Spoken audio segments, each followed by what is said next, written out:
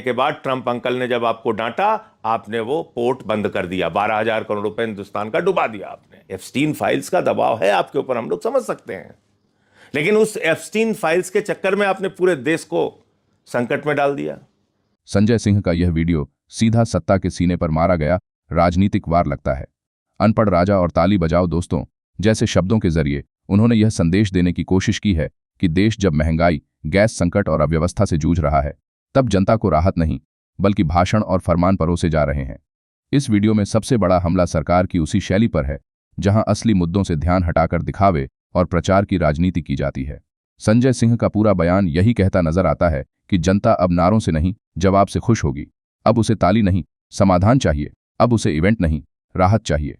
यही वजह है कि यह वीडियो सिर्फ एक बयान नहीं बल्कि गुस्से, तंज और जनभावना से भरा ऐसा राजनीतिक हमला बन गया है जो सीधे आम आदमी के दिल और दिमाग पर चोट करता है। लीजिए देखिए संजय सिंह का यह वायरल वीडियो जो मोदी अमित शाह के कान खड़े कर देने वाला है। अनपढ़ राजा का एक नया फरमान आया है। आप जानते हैं अनपढ़ राजा को, हमेशा वो एक नया नया फरमान आपको देते हैं जब भी देश पर कोई संकट आया था। आपको याद होगा कोरोना जब आया था, उन्होंने कहा ताली बजाओ मेरे दोस्तों, थाली बजाओ मेरे दोस्तों, दिया जलाओ मेरे दोस्तों, कोरोना ठीक हो जाएगा।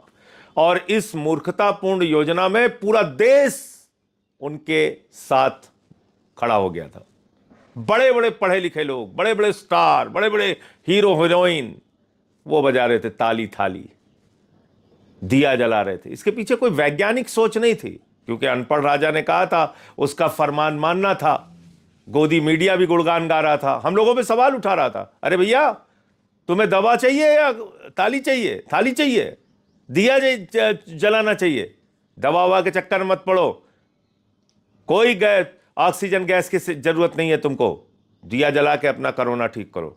यही गोदी मीडिया गुणगान कर रहा था। अभी अनपढ़ राजा ने एक फरमान दिया है। जब पूरा देश गैस सिलेंडर के लिए लाइनों में खड़ा हो गया, होटल बंद होने लगे, लोग त्राही त्राही करने लगे, मूर्छित होके लाइनों में गिरने लगे, तो अनपढ़ राजा ने कहा मेरे दोस्तों चिंता मत करना, जैसे कोरोना के संकट से हम लड़े थे ऐसे ही हम इस संकट से भी लड़ लेंगे। आप समझ पा रहे हैं क्या कहा अनपढ़ राजा ने? कोरोना के संकट में शमशान में लाशें पटी हुई थी।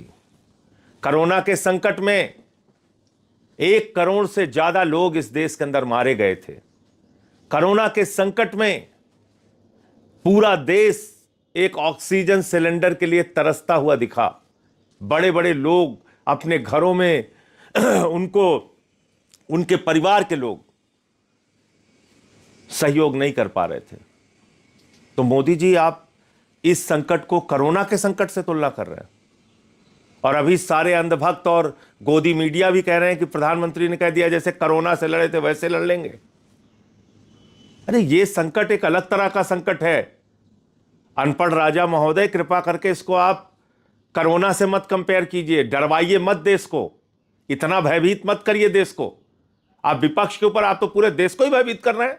आपका काम ही है डराओ और राज करो, इस देश की जनता को डराओ और राज करो, यही आपका तरीका है। अब आपने इस संकट को कोरोना से तुलना कर दी। यह संकट तो आप लेके आए महोदय। आदरणीय प्रधानमंत्री जी, हम लोग तो पहले दिन से कह रहे थे कि भैया ईरान आपका परंपरागत दोस्त है, और ये मैंने नहीं कहा, आपने कहा है नरेंद्र मोदी जी, आपने।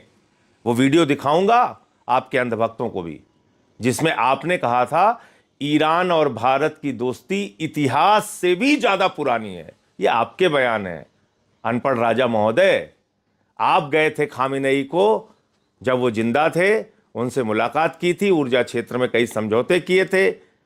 चाबार पोर्ट का समझौता आपने किया था, 12,000 करोड़ रुपए वहां पे इन्वेस्टमेंट किया था आपने, और बाद में अमेरिका के डांटने के बाद, ट्रंप अंकल ने जब आपको डांटा, आपने वो पोर्ट बंद कर दिया। 12,000 करोड़ रुपए हिंदुस्तान का डुबा दिया आपने।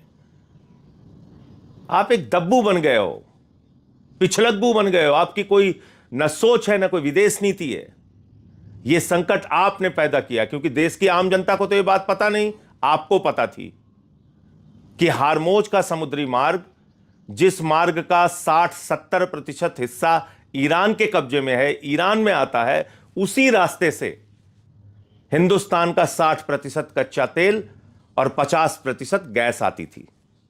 तो उस ईरान देश से आपको अपने रिश्ते बिगाड़ने की क्या जरूरत थी, जिसको आप खुद कहते थे कि वो इतिहास से भी पुराना हमारा दोस्त है। आपने खुद ने 2024 में जब वहां के ईरान के राष्ट्रपति मारे गए तो आपने राष्ट्रीय शोक घोषित किया। मोदी जी, आपने राष्ट्रीय शोक घोषित करने के साथ साथ पार्लियामेंट के अंदर, देश के सर्वोच्च सदन में शोक का प्रस्ताव पारित कराया। और यहां युद्ध के 2 दिन पहले इजराइल चले गए आप, एप्स्टीन फाइल्स पकड़े जाने के बाद। एप्स्टीन फाइल्स का दबाव है आपके ऊपर, हम लोग समझ सकते हैं, लेकिन उस एप्स्टीन फाइल्स के चक्कर में आपने पूरे देश को संकट में डाल दिया। मैं फिर दोहरा रहा हूं, आपको पता था हार्मोज समुद्री मार्ग से ही 60% हिंदुस्तान का कच्चा तेल और 50% गैस आती थी। आपने ईरान से जानबूझ के अपने रिश्ते बिगाड़े और देश को आज गैस के संकट में लाइनों में खड़ा कर दिया। होटल बंद हो रहे हैं, मोरवी के अंदर टाइल्स की फैक्ट्री बंद हो रही है, तमाम जगह की, पूरा देश परेशानी में, संकट में खड़ा हो गया।